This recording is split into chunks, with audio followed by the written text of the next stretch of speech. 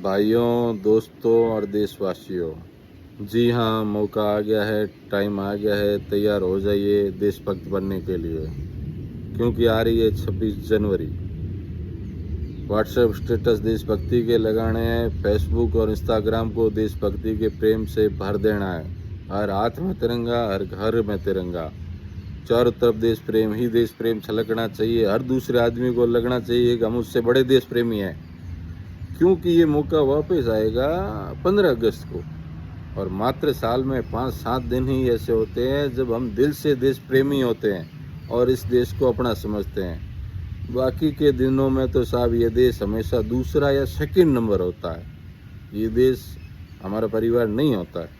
अब आप लोगों को कहोगे कि फालतू की बातें कर रहा है, झूठी बात कर रहा है, तो मैं एक लाइन से आपको समझाने की कोशिश करूँगा। मारवाड़ी लोग आसानी से समझ जाएंगे, हिंदी लोग कोशिश कीजिएगा। एक लाइन जो हर घर में चलती है, हर किसी के मुंह पे सुनी होगी, हमने बोली होगी और हम उस बात को मानते भी हैं और वही हमारे आत्मा में है। वो लाइन है, काली गवर्नमेंट री घर री। समझ गए ना आप लोग? और गवर्नमेंट क्या है? आप, मैं, गवर्नमेंट, यही तो देश है। यही लाइन चलती है बचपन से लगाकर बुढ़ापे तक। काली गवर्नमेंट ही कर रही, यानी गवर्नमेंट कोई दूसरा है, देश कोई दूसरा है। फिर और भी बातें बताता हूँ, देसी बातें। गवर्नमेंट रुपये है यार, थाड़े की करनो। गवर्नमेंट री जमीन है, अपने की है। गवर्नमेंट रो मामलो है यार, एड़ा इस काम है, गवर्नमेंट रहा है, अपने की समस्या है। मट तू गवर्नमेंट ना मैं देश ने ऊँचो ले, यहाँ देश यहीं चले, थारे की करनो।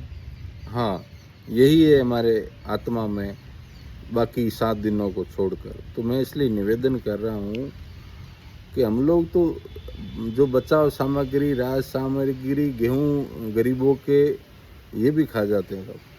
तो ये देश प्रेम सिर्फ 5-7 दिन ही रखते हैं हम, बाकी के दिनों में मात्र बातें करते हैं। और मैं आपको निवेदन करूं, कोई देश आगे बढ़ता है, विकसित होता है, तो उस देश की पब्लिक या उस देश के नागरिक उसको बढ़ाते हैं। चंद नेता या चंद अधिकारियों से देश आगे नहीं बढ़ता है, ठीक।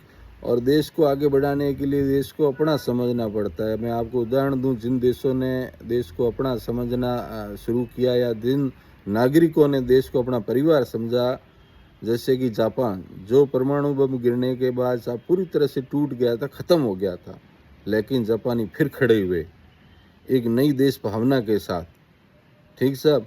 उनकी सोच थी, नीयत थी देश के प्रति। तब आज वहाँ ना बेरोजगारी मिलेगी, ना क्राइम मिलेगा, और कहीं पे भी आपको गंदगी नहीं मिलेगी, ठीक। दूसरा उदाहरण ले लीजिए साहब, चाइना, जो अपने साथ ही लोकतंत्र में आया, ठीक। लेकिन चाइना आज विश्व की सबसे बड़ी शक्ति बन गया है। क्यों वहाँ के लोगों ने, वहाँ की पब्लिक ने देश के लिए मेहनत की, देश के लिए सफाई की, देश के लिए भ्रष्टाचार कम किया या ख़त्म किया, देश के लिए उन्होंने जाति और धर्म को भी छोड़ दिया। और हम लोग मात्र 4 दिन बातें करते हैं। तो मेरा निवेदन है कि अगर देश को आगे बढ़ाना है, देश को विश्व गुरु बनाना है, तो देश को अपना समझना होगा, देश को परिवार समझना होगा। 4 दिन की देशभक्ति से इस देश का और आने वाली पीढ़ी का भला नहीं होगा, ये समझना होगा, ये भावना विकसित करनी होगी। तब तक जय हिंद, जय भारत।